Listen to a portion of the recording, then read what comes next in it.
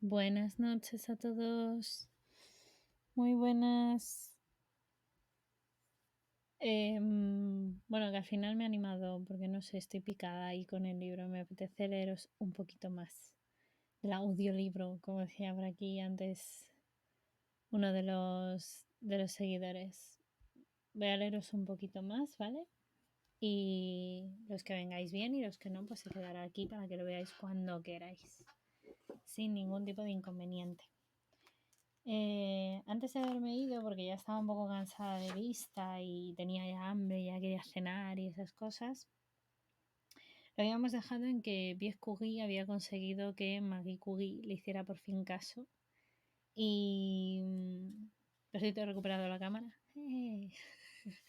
Así que ni tan mal. Marie Curie como científica y con su vida con Pierre Curie. Muchos sentidos, ¿vale? Su vida como científica realmente está en 2 tomos. Está en Marie Curie y en Madame Curie. Entonces vamos a empezar con la primera y hasta donde lleguemos de esta, y luego ya en el siguiente directo ya os contaré lo que queda del libro. El matrimonio o la vivencia de un sueño. Marie Curie. Llegó por fin el 26 de julio de 1895 cuando María Sklodowska se iba a convertir por fin en Madame Curie. Su vestido de novia, regalo de la madre de su cuñado de Kazimierz Dusky, era un traje de color azul marino y una camisa azul rayada. Como siempre, oscura y sobria. Marie se lo había pedido así para poder utilizarlo después en el laboratorio. Su rostro estaba especialmente hermoso y Marie estaba feliz. No celebraron ninguna ceremonia religiosa realmente y se casaron en el registro civil de Sion y lo celebraron en el jardín de la casa de los padres de Pierre.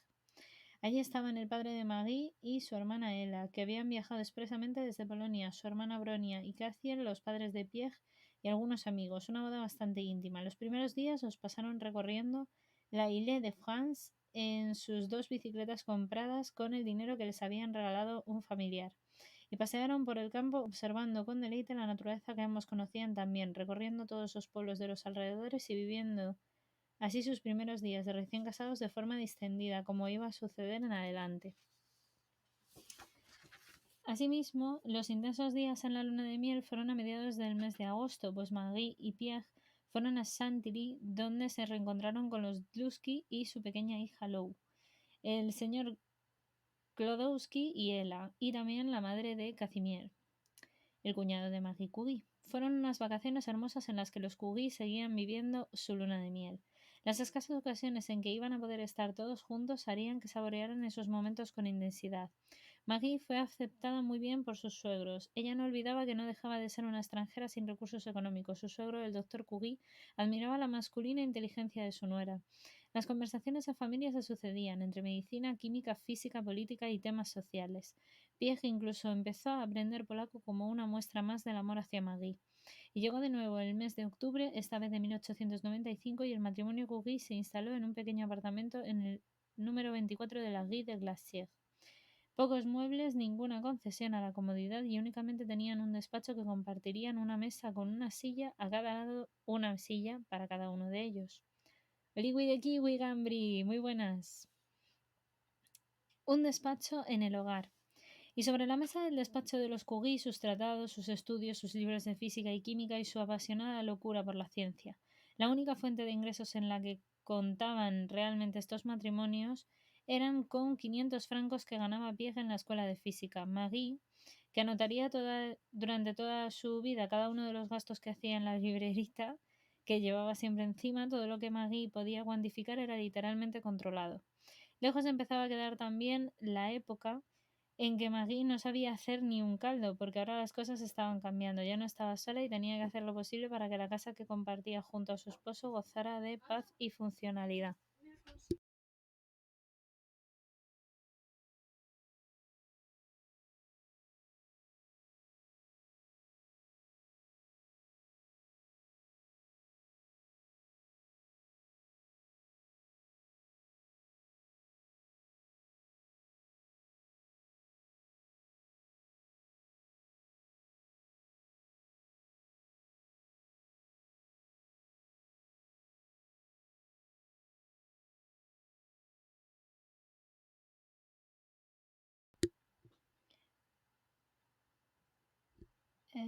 Vale, entonces, ahora las cosas estaban cambiando, ya no estaba sola y tenía que hacer lo posible para que la casa que compartía junto a su esposo gozara de paz y funcionalidad. Maggie, además de su trabajo en el laboratorio de sus estudios, tenía que llevar su propio hogar, limpieza, cocina, lavar la ropa, la de Pierre, etc.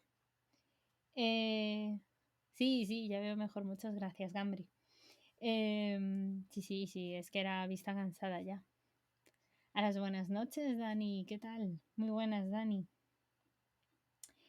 Inventa platos también la propia Curie, que precisan poca preparación y hace otros que pueden dejarse cocer lentamente durante las horas que hay que pasar en la escuela. Pero la cocina es algo tan difícil como la química y tan misterioso. ¿Qué hacer para que los macarrones no se peguen? Hay que poner en agua fría y en agua caliente la carne de buey hervida. ¿Cuánto tiempo tardan en cocerse las judías verdes ante su horno? Magui en las mejillas sofocadas, de hecho, con lanzas, profundos suspiros. Total, que era mucho más cómodo antes alimentarse de pan con mantequilla y té, rábanos y cerezas. Y después, cuando todo estaba hecho, unas horas más dedicadas al trabajo científico en casa y a la tenue luz de la lámpara, junto a Pierre esforzándose en terminar aquello que no había podido hacer en el laboratorio, y en medio de todo ello, la preparación de Maggie para obtener una plaza de profesora. Así pues, el primer año de matrimonio transcurrió sin altibajos. Maggie no viajó a Polonia para asistir al matrimonio de su hermana Ella y sus exámenes y su economía no se lo permitían en sí mismo. Y así se lo dijo a su hermano Joseph en una carta fechada el 18 de marzo de 1896. Me entristece la idea de no poder asistir a la boda de Ella. Si ninguno de vosotros viviera en Varsovia, ¿acaso a pesar de las dificultades reuniría el dinero necesario para el viaje? Pero felizmente Ella no estará sola ese día. Es necesario que me prive de esa inmensa alegría que no podría darme sin escrúpulos. Maggie aprobó los exámenes una vez más con la nota más alta y los Curie solo se permitían así visitar a los Dusky, es decir, a su hermana Brosnia y a su marido, y a los padres de Pierre en Sexun, así como una escapada de verano a Auvernia, otro de sus lugares de exploración con bicicletas. Maggie reconocía en sus cartas llevar una vida monótona. Dos personas independientes y solitarias se habían pasado a convertirse en una pareja independiente y solitaria. Maggie se introducía así cada vez más en los estudios del magnetismo y algunas empresas le proporcionaban de forma bastante gratuita muestras de metal. Y el profesor Henry Le Chatelier se presentaba así a ayudarla en su análisis. Por otro lado también estaba Pierre con una autoridad por el magnetismo que así ambos, de los más eminentes físicos del país, seguían muy de cerca los progresos de Marie Curie. Maggie, que pasaba muchas horas delante de su pobre mesa de laboratorio prestando una constante y minuciosa atención a todos los detalles de la investigación, Maggie iba aprendiendo poquito a poco. A principios de 1897 la rutina de Maggie cambiaría sustancialmente, pues llegó su primer embarazo, cosa que le permitió hasta cierto punto seguir con su vida y a la vez no le permitió seguir con regularidad sus investigaciones. Se encontraba mal y además se atormentaba al no poder estudiar sin que la fatiga se apoderara de ella. En marzo de 1897 se lo hacía saber a su amiga Katia en una carta diciendo: he retrasado mucho mi carta de felicitación del año nuevo, pero estos últimos tiempos me he sentido muy delicada y ello me ha privado de la energía y de la libertad de espíritu necesarias para escribirte. Voy a tener un hijo y esta esperanza se manifiesta cruelmente. Desde hace 2 meses tengo continuos aturdimientos durante todo el día, de la mañana a la noche. Me fatigo y además me debilito mucho, y aunque no tengo mal semblante, me siento incapaz para el trabajo. Mi estado me duele aún más porque mi madre política está gravemente enferma. Efectivamente, su propia angustia se sumó al abatimiento de Pierre, puesto que su madre era víctima de un cáncer de mama incurable entonces, y llegó la primera separación forzosa y larga de Pierre, ya que él se trasladó a Sceaux para estar junto a su madre. Maggie y su padre pasaron el verano en Port-Blanc con Pierre, que se comunicaba por carta. Se echaban de menos, pero Pierre había empezado a depender demasiado de Maggie. Así pues, nació una vida y desapareció otra. En julio de 1897 dirigirían estas líneas a su esposa en polaco: hijita mía, tan querida, tan gentil, a la que yo quiero tanto, he recibido tu carta hoy y me he sentido felicísimo. Aquí no hay nada de particular, sino es que tú haces mucha falta. Mi alma se ha ido contigo. Y María le respondía: mi querido esposo, hace un día hermoso y el sol brilla. Hace calor y estoy muy triste sin ti. Ven pronto, que te espero de la mañana a la noche y no te veo llegar. Yo estoy bien, trabajo todo lo que puedo, pero el libro de Poincaré es más arduo de lo que creía. Es necesario que hable contigo y que leamos juntos lo que me ha parecido difícil. A principios de agosto, Pierre se reunió con Maggie en Port-Blanc. Ella estaba embarazada de 8 meses y, sin embargo, no se iba a permitir el lujo de quedarse apaciblemente tranquilos el uno con el otro, sino que una nueva y larga excursión en bicicleta adelantó al 12 de septiembre el nacimiento de la criatura. Ese día, Maggie, asistida por el doctor Eugène Curie, daba luz a una niña llamada Irene, y pocos días después fallecía la madre de Pierre, por desgracia. Los Curie, que ya no eran solo una pareja, ahora se habían convertido de pronto en una familia, solo pudieron amamantar a Irene al principio y tuvieron al final que contratar a una nodriza, a pesar del gasto que ello suponía. Pero permitió a Madame Curie reincorporarse a sus estudios y a sus investigaciones. Al lado de la cuna de Irene, Maggie preparaba su trabajo sobre el magnetismo. 3 meses después del parto, Marie publicó el resultado sobre las propiedades magnéticas del acero y empezó a preparar el terreno del tema de su futuro doctorado. En la historia de la ciencia en Europa había mujeres tituladas, pero ninguna de ellas había llegado al doctorado, así que Marie se proponía romper ese muro solo superado por la alemana Elsa Neumann y su tesis sobre electroquímica.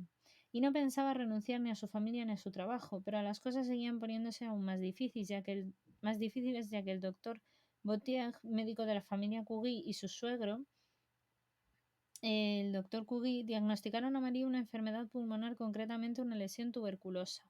Aconsejaron a Marie recluirse en un sanatorio dados los antecedentes familiares con su madre, pero Marie no solo rechazó la idea, sino que se lanzó con más ahínco a cuidar de su hija, su esposo, su casa y a seguir con sus trabajos en el laboratorio. Como pequeño inciso, recordar que la madre de Marie Curie murió por tuberculosis.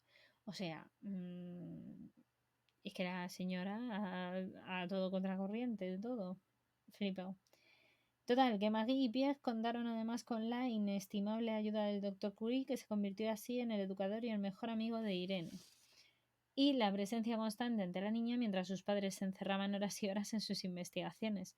Maggie, que debía escoger un tema de hecho para su propia tesis doctoral junto a su esposo, estudió los últimos acontecimientos científicos y, asesorada por él, como una aprendiza ante el sabio, Marie concentró sus estudios en los trabajos del físico francés Antoine Henri Becquerel.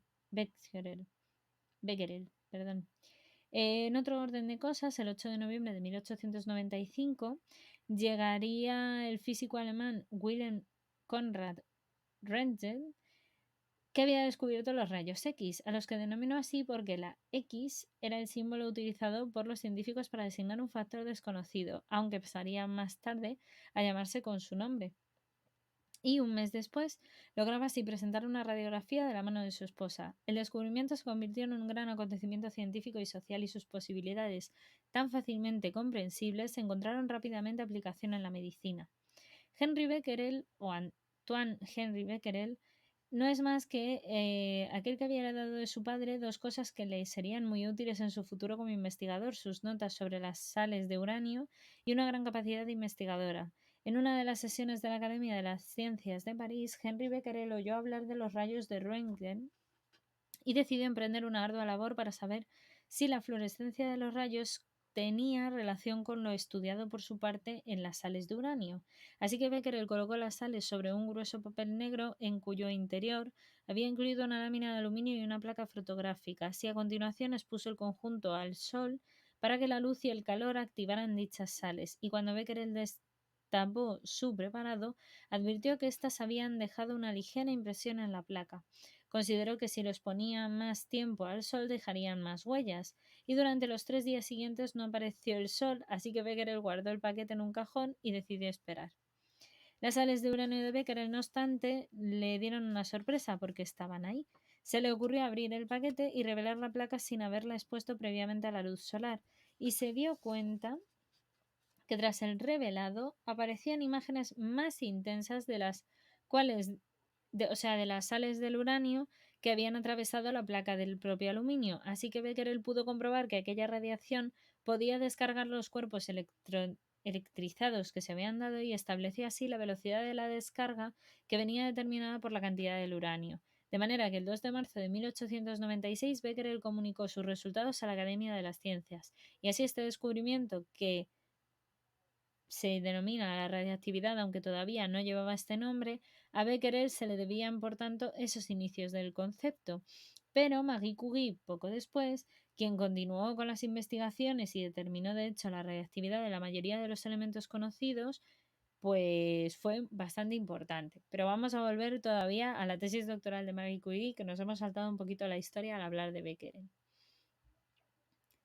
Jolín, menos mal que vivimos en 2022 y estas enfermedades ya son curables. Pues sí, menos mal. La verdad es que sí, la verdad es que sí. Pero tengamos en cuenta que, claro, estamos hablando de la época de los 1800, estamos hablando de finales del siglo XIX.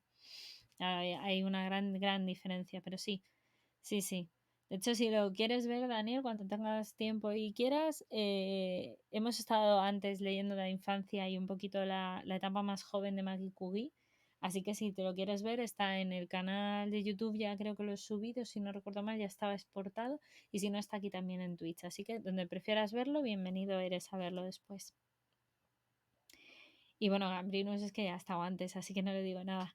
La elección del tema doctoral de Marie Curie, que era donde nos habíamos quedado antes de empezar a hablar de Becquerel. Nada, no te preocupes para nada, que no pasa nada porque no hayas podido estar. Un placer verte aquí. Siempre, siempre eres bienvenido. Cuando puedas, por supuesto. Si no puedes, pues para eso se queda, para verlo cuando uno pueda. Esa es la idea. Decíamos, tema doctoral de... Gracias a ti, hombre, que siempre estás por aquí. El tema de la elección de la tesis de Marie Curie. Pues según esto pone, su argumento para decidir el tema de la tesis doctoral de Marie sería este, y es que Becquerel, atraído por el mismo problema que Röntgen, había examinado esas sales de uranio, espontáneamente unos rayos de una naturaleza desconocida, esos rayos colocados sobre una placa fotográfica envuelta en papel negro, que luego la atravesaban y demás. Las investigaciones de Becquerel intrigaban al matrimonio Curie porque se preguntaban de dónde procedía la energía desprendida por los compuestos de uranio en forma de radiaciones, ya que la naturaleza de esas radiaciones iba a ser el tema escogido por Curie para su tesis doctoral, y ya tenían así el tema.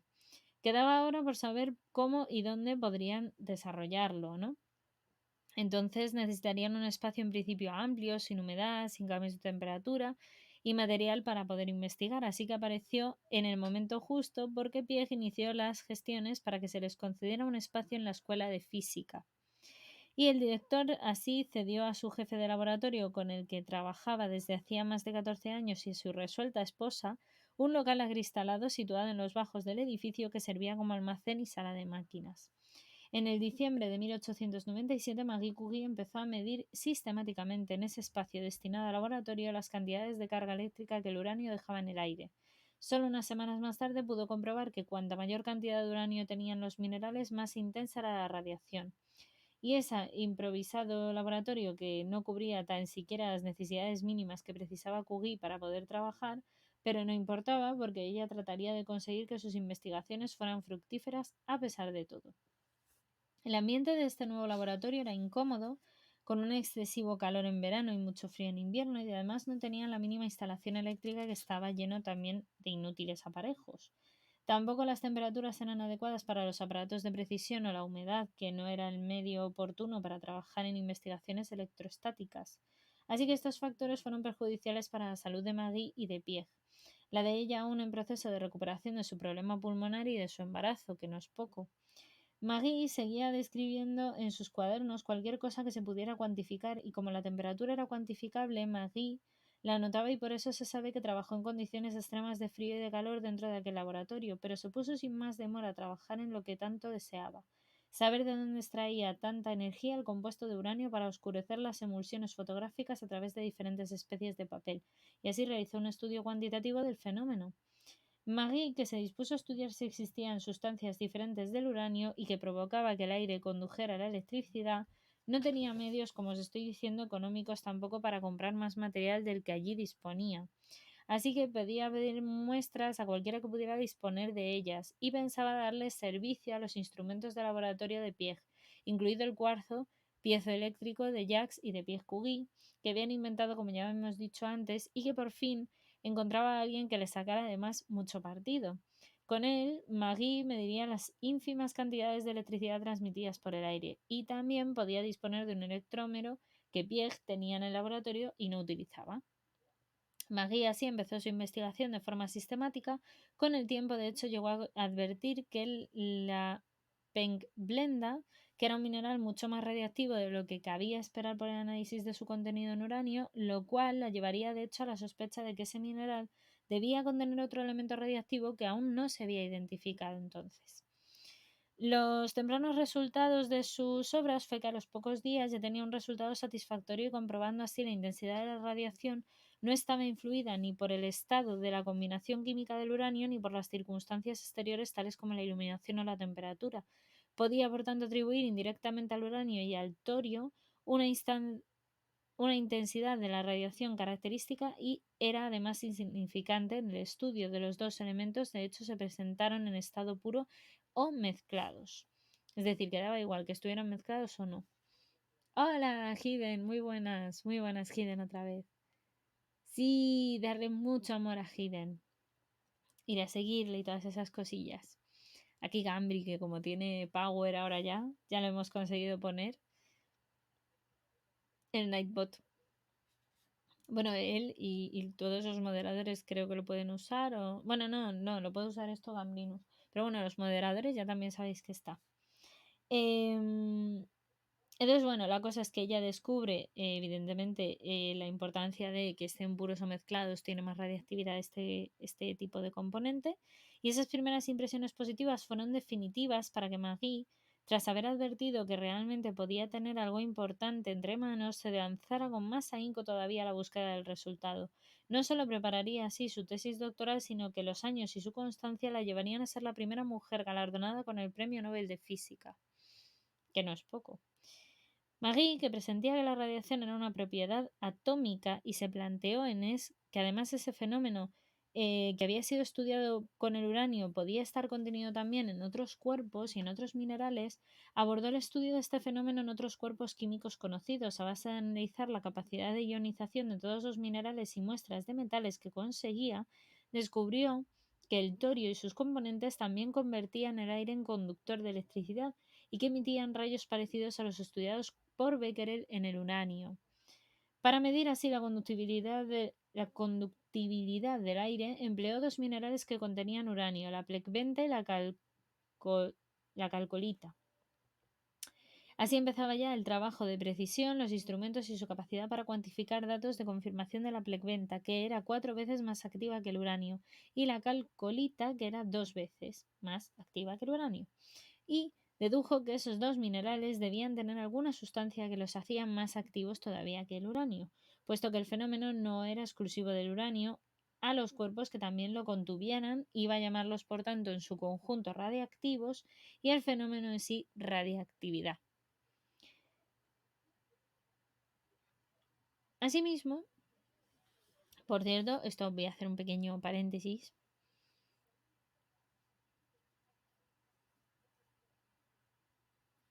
Parece que los chinos están utilizando unas nuevas centrales de fisión de torio. ¿Ah, sí? Anda, mira. Pues mira, aquí Marie Curie, si no hubiese sido por ella, igual no sabíamos ni qué era el torio. Fíjate. Qué bueno. Qué bueno, qué curioso. Que iba a hacer un pequeño inciso de que en el Blogger tenéis, por si no lo sabéis, hice algunas publicaciones sobre la tabla periódica y los elementos y tal, un poco para que los conozcáis y no, por si tenéis que refrescar un poco ahí conocimientos de química que tengamos olvidados, que hasta a mí me vino bien recordarlos, pues no está nunca de más. Así como pequeño inciso. Pierre Curie secundó a su mujer, por supuesto, porque Marie repitió su experiencia decenas de veces. O sea, había que replicar el experimento para demostrar con el método científico que estaba haciéndose bien. Así que no quería que su seguridad pudiera contener ningún error hasta rendirse a lo evidente y decidió publicar rápidamente sus conclusiones.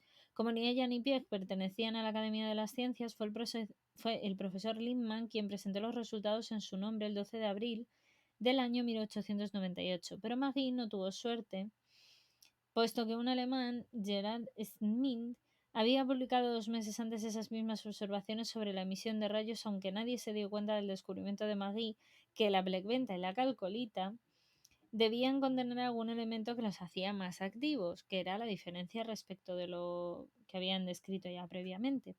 Así que, pues Pierre, que hasta entonces había seguido con interés las investigaciones de Magui como un fan, manteniéndose al margen de ellas, por supuesto, para dejarla trabajar y tener independencia, aunque ofreciéndole a su esposa todos sus consejos, observaciones y el apoyo infinito, eh, pues decidió que seguro que Maggie había descubierto un elemento químico nuevo, después de ver todo lo que había hecho, y poderosamente radiactivo, así que se unió a ella durante un tiempo, abandonando sus propios estudios sobre los cristales, para ayudarla en las investigaciones de aquel elemento desconocido hasta entonces, permitiéndole así que, siendo dos personas, pues podían replicar más, podía ayudarla a estudiarlo.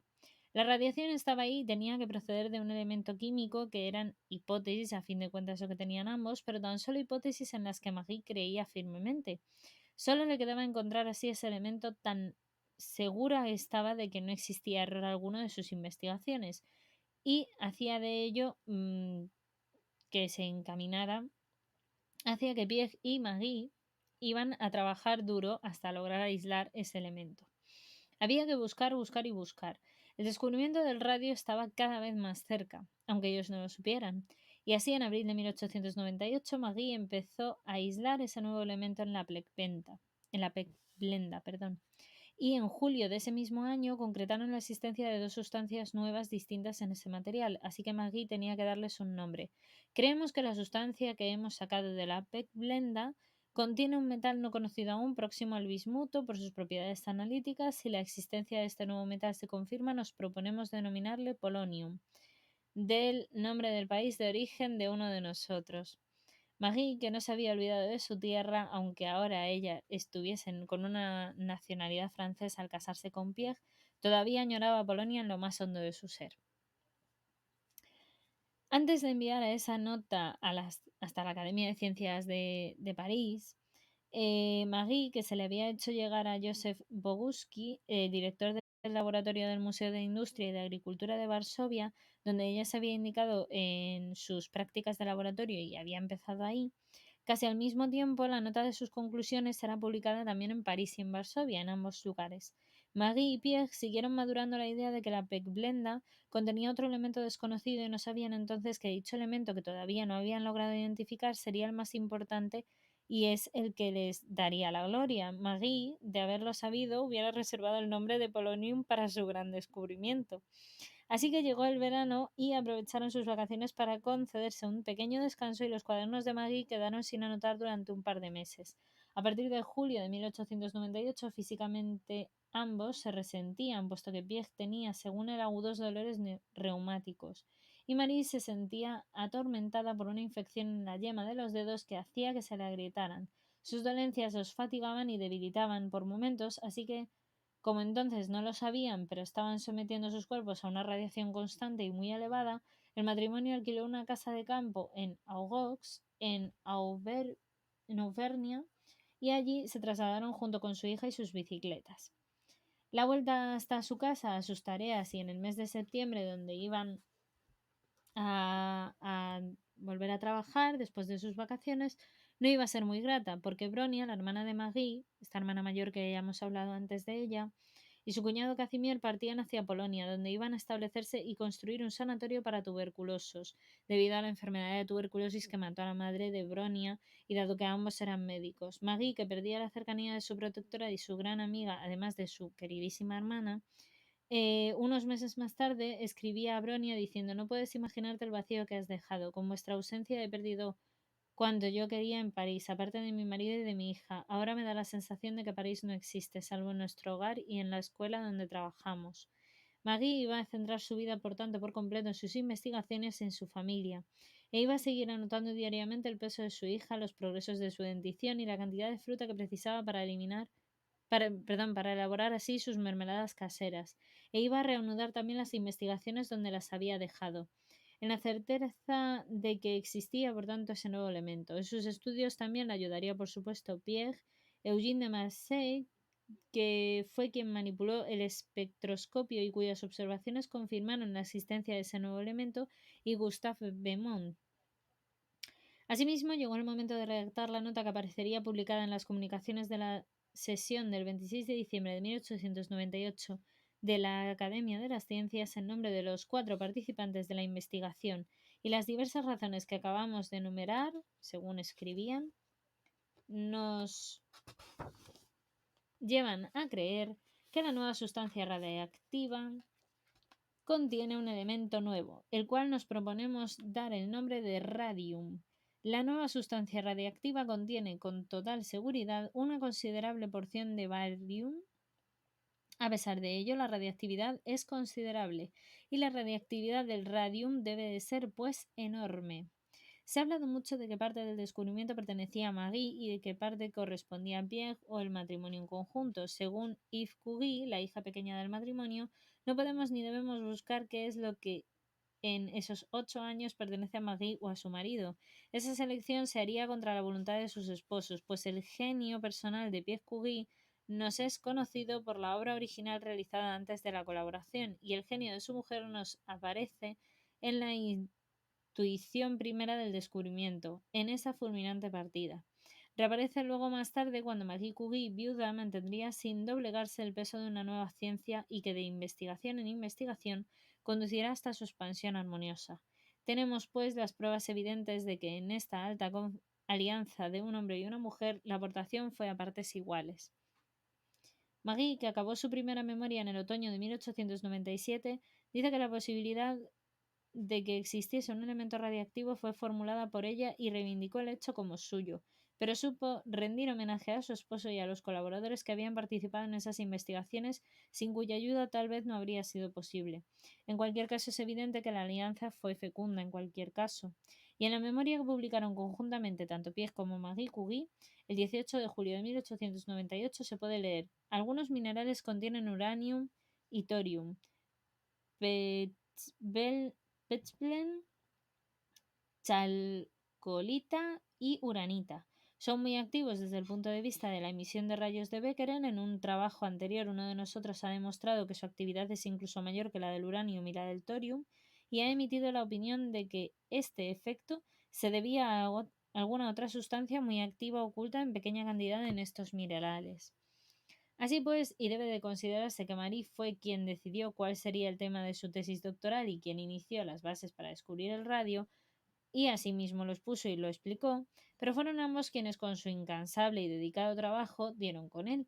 Así que Marie, que admiraba sin reservas a su esposo, para ella, ya que era un sabio en el momento en el que lo conoció, su historia así lo demostraba, y ella empezó siendo una joven apasionada por la ciencia que debía y había tenido que esperar demasiado para adentrarse en ella. Cuando tuvo la oportunidad la aprovechó y trató de desmenuzarla dentro de sus posibilidades, pero es sin duda dicho que el apoyo de Pierre y su trabajo, sin lugar a dudas como científico, es también lo que ayudó a este descubrimiento. Lo que había o lo que era la sana y la cómplice asociación de este matrimonio de científicos es sin lugar a dudas la parte más fructífera científicamente y de pareja que se haya visto nunca en la historia.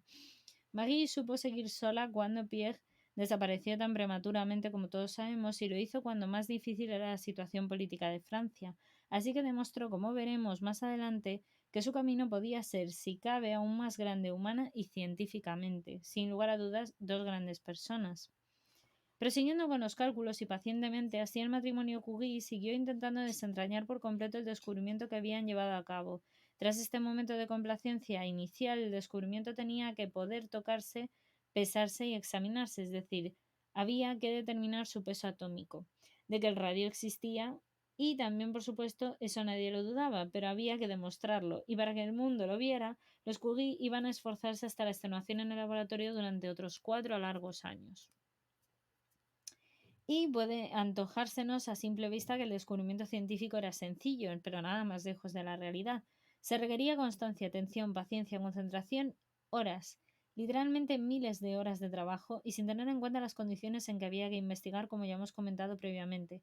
Muchos científicos de la misma época, aunque de otros países, se hacían cruces al comprobar el estado en que el matrimonio lo hacía. Cuando lo observaban con sus propios ojos no daban crédito a lo que veían. Laboratorios sin luz, sin recursos, cuya única ventana era la pasión de los investigadores. Ni Maggie ni Pierre iban a abandonar este proyecto que acababan de iniciar, solo los martirizaba la idea de no lograrlo. En sus primeros cálculos creyeron que el mineral, la pecblenda, debía contener hasta un 1% del nuevo elemento, el radio, que querían investigar. A pesar de esos cálculos pesimistas a los que los verdaderos científicos se aferraban, estaban todavía lejos de la realidad, y si bien ellos, por supuesto, no lo sabían, y para trabajar no iban a necesitar muchos gramos del mineral en cuestión, sino toneladas, para obtener un gramo de polonio se necesitaban hasta 30.000 toneladas del mineral. Claro que este dato lo desconocían, gracias a ellos se supo. ¿Cómo conseguirlo? ¿Dónde trabajarlo? ¿Dónde almacenarlo? ¿De dónde sacar el dinero para poder comprar, por supuesto, todo ese contenido de mineral, ¿no? Bueno, pues en San Joan-Mitz, en Bohemia, donde se retiraban del material las sales de uranio utilizadas en la industria del vidrio, se trataban, al igual que las piedras preciosas, de un mineral precioso y, como tal, con un precio muy prohibitivo. Iniciaron así gestiones para conseguir un local mayor para poder trabajar con el mineral y sobrevino la primera desesperanza, que es que no había locales. Así que se tendrían que conformar con el mismo laboratorio que hasta entonces habían utilizado y al que podían sumarle un hangar empleado de antaño como sala de disección, en lugar, como dijo su propia hija Yves Curie, que ni siquiera digno de albergar cadáveres, o sea, era un desastre.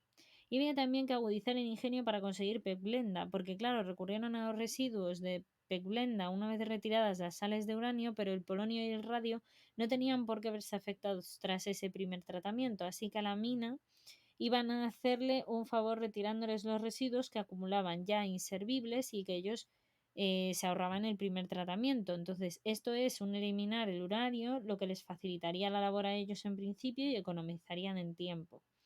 Los residuos tenían un precio muy bajo, puesto que para la industria eran inutilizables e iban a emprender las gestiones oportunas para que ese desecho les saliera a ellos lo más barato posible y se lo pudieran quedar para sus propias investigaciones. Únicamente a través de la Academia de Ciencias de Viena consiguieron que el gobierno austriaco intercediera ante la dirección de la mina, porque el resto no querían. Las minas de St. John's habían decidido cederles una tonelada de residuos de pecblenda de forma gratuita, pero ellos debían correr los gastos del transporte hasta el patio de la Escuela de Física que estaba en París. Entonces los gastos los tuvo que asumir el matrimonio Curie. Y así en el futuro necesitaban más residuos, se les haría un precio un poco más especial. A pesar de todo, cuando Marie vio descargar el primer saco de mineral en enero del año 1899, no pudo contener su alegría. Así que quería empezar ya y no había tiempo que perder. Durante 4 largos años iba a sufrir el riguroso frío y el asfixiante calor dentro de ese hangar, las goteras, las heladas, el traslado constante de sus aparatos, todo. Además, se veían obligados a hacer la mayor parte de los tratamientos en el exterior del hangar en pleno patio, ya que el receptáculo que tenían como laboratorio no eliminaba los gases nocivos y, sin embargo, siempre rozaban la asfixia a causa de estos mismos gases. Maggie, que seguía sufriendo brotes de tuberculosis una y otra vez, desde luego su forma de vida durante años no era el mejor tratamiento contra la tuberculosis.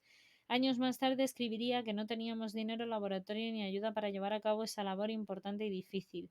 Era como crear alguna cosa con nada, y si mis años de estudiante habían sido calificados por Kazimierz Dlusky, mi cuñado, como los años heroicos de la vida de mi cuñada, puedo decir sin exageración que ese periodo fue para mi marido y para mí la época heroica de nuestra existencia común. No obstante, fue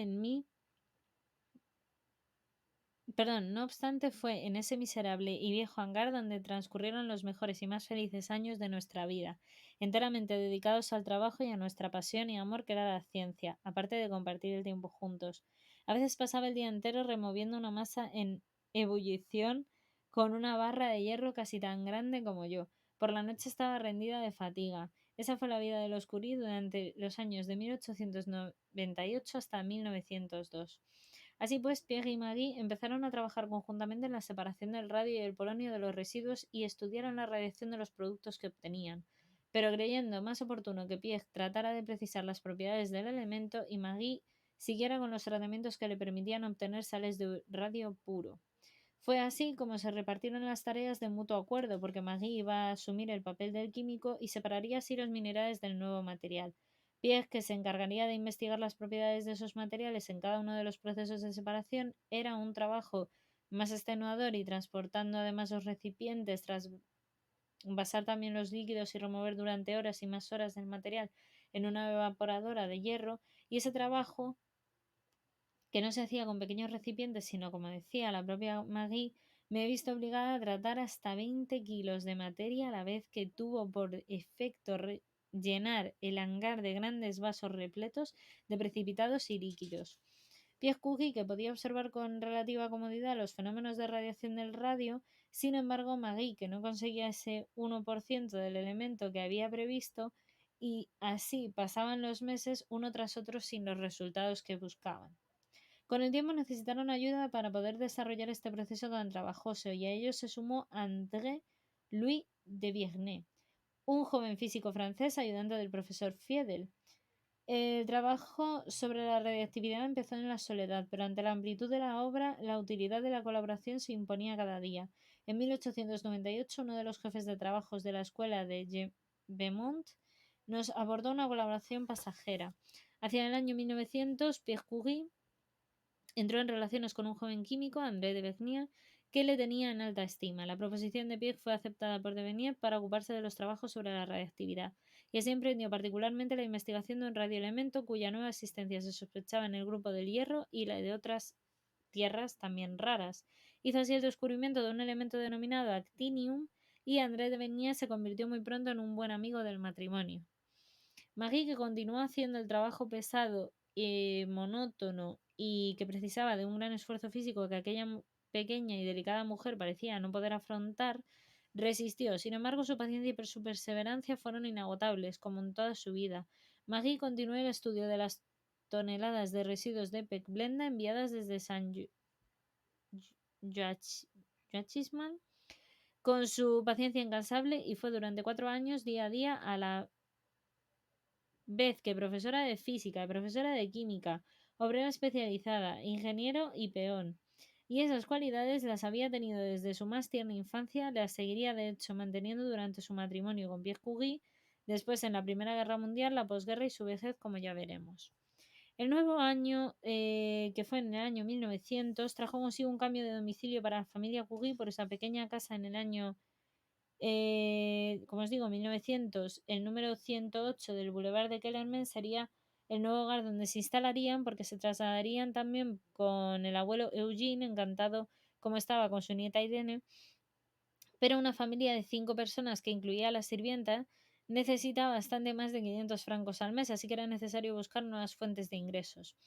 Pierre además no pasaba por buenos momentos, pues su negativa a presentar candidaturas a puestos que le permitieran ascender peldaños en su escalafón profesional redundaban seriamente en su carácter. Desde 1898 había sido rechazado su candidatura a la cátedra de Física y Química de la Sorbona, y tuvo también que aceptar un puesto menor como profesor auxiliar en la Escuela Politécnica. Rechazó también la oferta, aunque en un principio la aceptó, de la Universidad de Ginebra, que le ofrecía una cátedra de física, que hubiese sido un sueldo de hasta 10.000 francos, una indemnización de residencia y la dirección de un laboratorio con los asistentes. Pero ¿cómo iban a abandonar ahora sus investigaciones con el radio? Es que Pierre se negó a todo esto precisamente porque aceptó una plaza de enseñanza en el Physics, Chemistry and Science Naturals, mejor remuneradas en sus clases en la Escuela Politécnica, pero que sobre todo le permitían estar cerca de Marie, quien consiguió un puesto como profesora de física en la Escuela Normal Superior Femenina de Sèvres. No obstante, la cuestión de una mejora económica se resolvía por fin, pero se agravaba la disponibilidad del tiempo que podían dedicar a su investigación. Si otros científicos veían grandes posibilidades en el campo de la radiactividad y la carrera entre ellos era ya imparable, Ernest Rutherford desde Canadá fue, por ejemplo, el principal competidor, y Maggie seguía incansable en el proceso de separación y obtención del radio. Así, la Sociedad de Productos Químicos, que se ofreció para realizar la separación a nivel industrial, un fantasma, sin embargo, acechaba en esa época al matrimonio, que eran las enfermedades y el súbito cansancio que sufrían tanto Maggie como Pierre. Así pues, Pierre, que padecía fuertes crisis reumáticas, y Maggie, que estaba demacrada y había perdido en 4 años de hangar 7 kilos, George Sagnan, un joven físico que escribió a Pierre Curie la siguiente carta en abril de 1903, dijo: me ha impresionado al ver en la Sociedad de Física la alteración de los rasgos de la señora Curie. Ya sé que está sobrecargada de trabajo con motivo de su tesis, pero he podido observar que no tiene una fuente de resistencia suficiente para poder sostener una vida tan puramente intelectual como la que llevan ustedes. Y lo que digo respecto a ella puede aplicarse a usted mismo. Un ejemplo más insistiendo sobre ello, pues he advertido que ustedes apenas se alimentan. He visto en más de una ocasión a la señora Curie comer 2 lonchas de salchichón y beber luego una taza de té. ¿Cree usted que una constitución, aunque sea robusta, puede mantenerse con semejante alimentación? ¿Qué va a ser de ustedes si pierden la salud? La indiferencia o la obstinación que oponga la señora Curie no puede ser para usted una excusa. Preveo la siguiente. No tiene apetito. Ya tiene edad para saber lo que debe comer o lo que debe hacer. Pues no, actualmente se comporta como un niño, usted y ella, se lo digo con toda mi sinceridad y afecto. No conceden mucho tiempo a las comidas, las hacen a cualquier hora, y por la noche cenan tan tarde que el estómago debilitado a la espera de algo de comer se niega a la larga a funcionar. Sin duda, una investigación puede obligarle a cenar tarde una noche, pero no tiene el derecho de hacer de ello una costumbre. No hay que mezclar como hacen continuamente las preocupaciones científicas con todos los instantes de su vida. Es necesario dejar que el cuerpo descanse y se alimente. Esto deberían decírselo también a la gente de ahora, porque mucha gente se cree que dije, ¿eres científico? Pues machácate la vida. Muy mal, muy mal, todo muy mal. Mira, aquí este hombre ya tenía el razonamiento y lo pensaba. Hay una cosa curiosa, aparte... Ah, una cosa curiosa de la preblenda. Uy, mañana te envío un Messenger explicándotelo, porque es un poco largo de contar y tú si eso lo cuentas por aquí otro día. Ay, vale, muy bien, muchísimas gracias, Dani. Me gustaría tener un matrimonio así, pero sin la contaminación radiactiva, claro. Era una relación tóxica, sí. A ver, se querían mucho, pero en el fondo es verdad, no se cuidaban nada, como acabamos de leer, y encima con la radiactividad y no sé qué, pues no, no era la relación más sana del mundo, la verdad. Todo se ha dicho, todo se ha dicho, todo se ha dicho, que is true, is true. Las vacaciones de Pierre fue porque, bueno, después de esta carta, ¿no? El descanso de los Curie se reducía a sus vacaciones, a sus 2 meses. Entonces en 1899 fueron a Zakopane, en Polonia, y en el año 1900 recorrieron en bicicleta las costas del Canal de la Mancha y en 1901 de hecho fueron a Poldhu. Más tarde, en 1902, fueron a Romanches y en 1903 a Treport y Saint-Trojan también. Mas sus vacaciones no implicaban descanso, sino moverse en bicicleta de un lado a otro. Pierre era incapaz de permanecer demasiado tiempo sin hacer nada y para él un par de días ya eran demasiado. Y luego estaban sus clases, sus publicaciones, su hangar, su familia, su hija. Demasiados frentes para mantener una salud de hierro entre unas cosas y otras. A pesar de todo el trabajo que desarrollaban, los 3